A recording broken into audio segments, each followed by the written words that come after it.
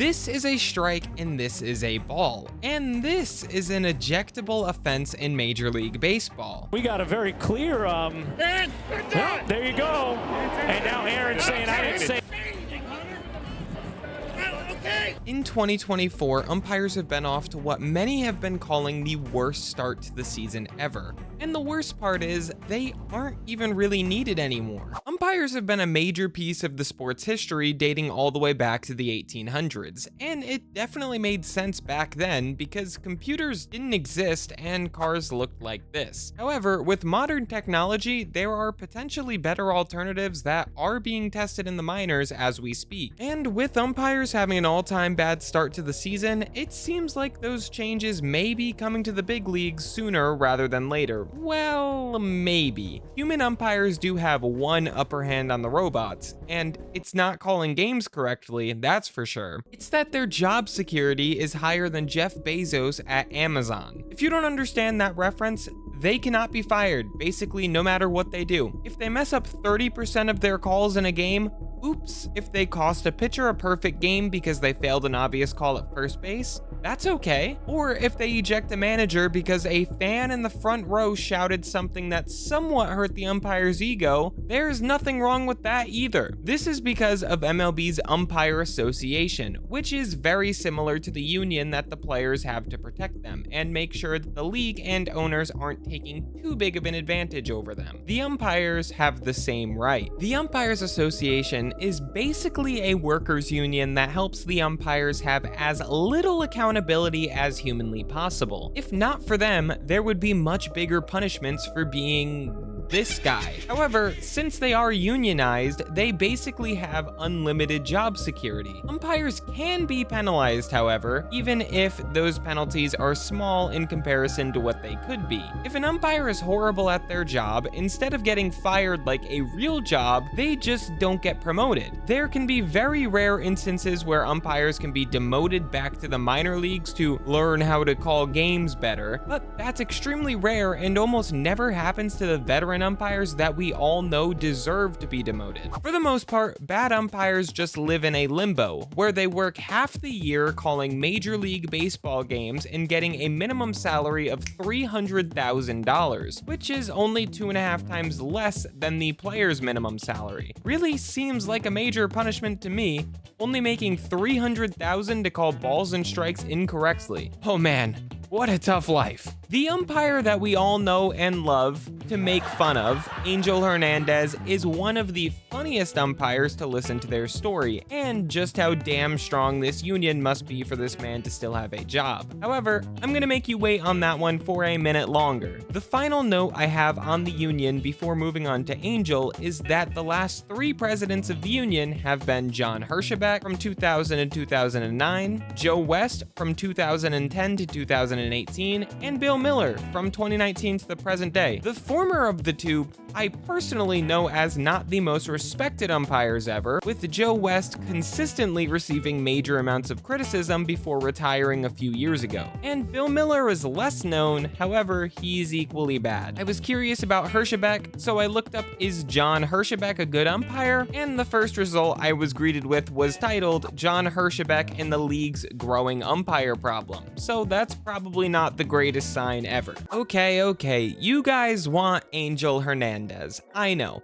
We all know that Angel Hernandez is the epitome of a terrible umpire and the ultimate sign that anything is possible. If a blind man can umpire, you can do pretty much whatever you want. Angel started his umpire career in 1991, where there wasn't too much bad media about him. This lasted all the way until 1999, where he was ranked 31st out of 36 umpires. According to polls which were voted on by the players, he was considered the 3rd worst umpire in 2006 and 2011, and in 2010 he was voted the worst by 22% of players. In a study done by Boston College, in a 2-year span, Angel had an average of 19 missed calls per game, which was actually better than 10 other umpires. That's insane. Now, luckily Angel Hernandez was never promoted to crew chief, because he's not that great.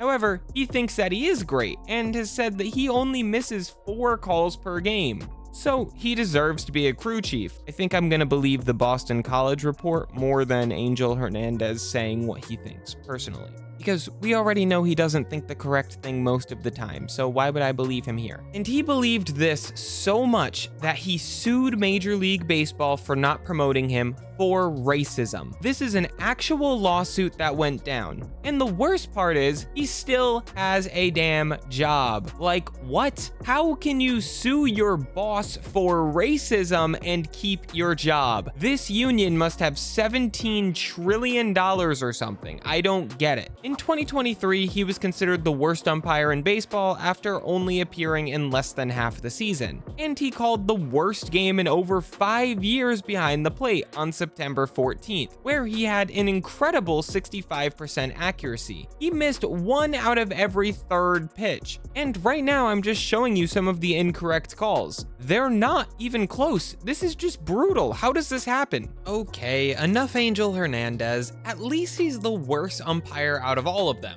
right? Oh God, please tell me that's right. Well, it's probably wrong. So far in 2024, there are 20 umpires that have a worse correct call rate behind the plate than Angel. 20 umpires are doing worse than Angel, and some of those guys are known bad umpires like Larry Vanover, who was the 2nd worst last year too, CB Buckner, Laz Diaz, and Hunter Wendelstadt, who very recently decided he wanted to become more well-known than he once was. Let's move on to Wendelstadt and another major issue with umpires. They can do whatever they want, whenever they want.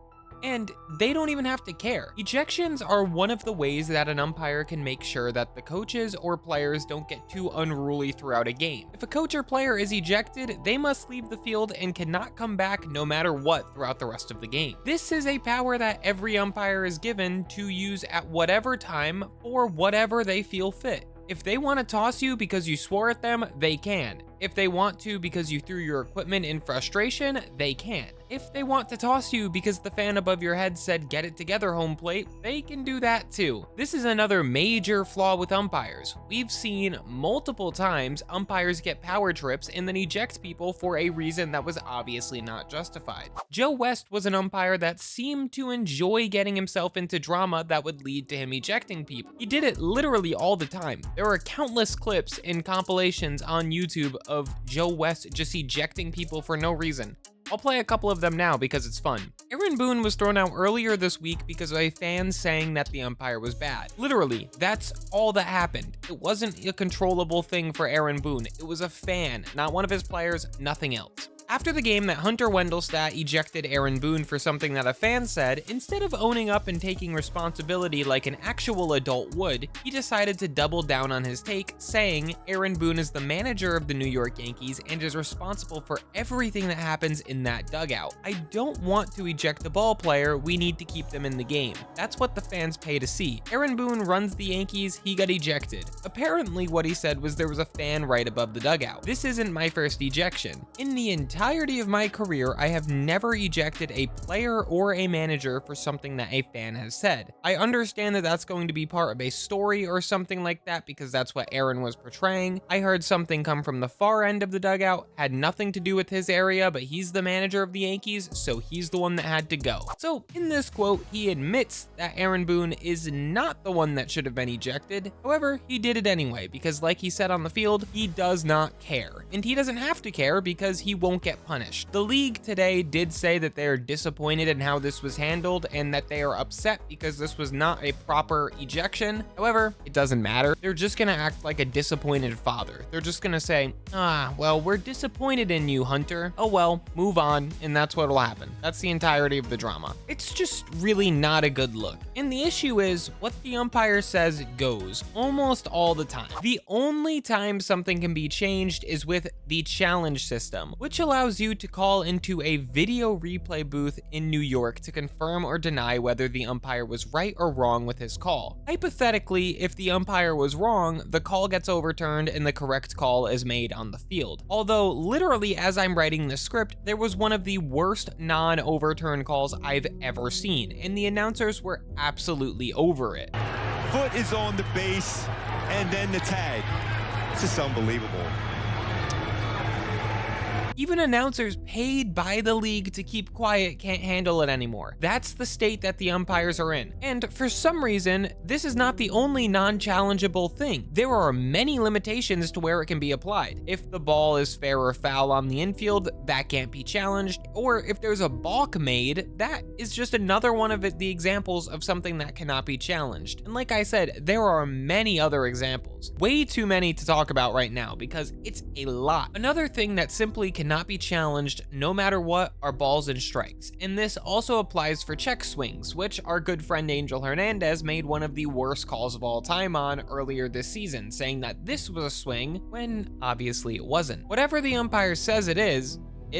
And like I said, it's the same thing with check swings, which also cause an insane amount of controversy because there's barely even an official rule of what a check swing is. Every umpire kind of thinks it's a different thing. MLB has started testing out a challenge system in minor league baseball recently, which allows a catcher or pitcher to challenge a ball or a strike, like you would if it was on the base paths. And it's gone well throughout its first few months under development. This should really be making its way into Major League Baseball as soon as possible, in my opinion. Baseball is already a random game as it is. Umpires should not be a huge factor, which they often are, in determining who wins or loses a game on the biggest stage. And because I want to just really hammer home how bad some of these umpires have been this year, let's just take a look at some of the worst umpiring moments of the season so far. And don't forget, we're only like 25 days into the season. Let's just see how bad it's really become. Out.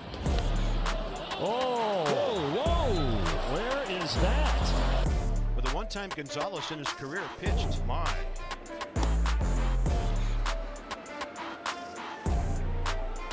And then he throws it. I mean, that was very, very clear. Lance Barksdale's the 2-2. You have got to be kidding me. Foot is on the base, and then the tag. It's just unbelievable.